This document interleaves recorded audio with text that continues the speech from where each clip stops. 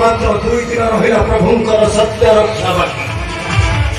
लक्ष्मण निधन प्रभु आसवे निश्चित भगवान समय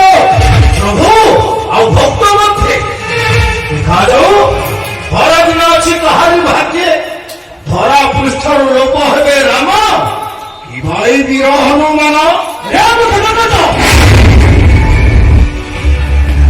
सारा ठाकुरे ए दशान दश हनुमान प्रणाम ग्रहण करते ठाकुरे रे आसुति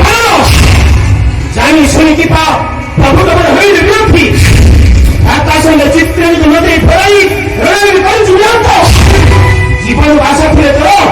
चित्र तो सहजै फसदा सरल राजा से ए शत्रु नहीं विस्तार अच्छा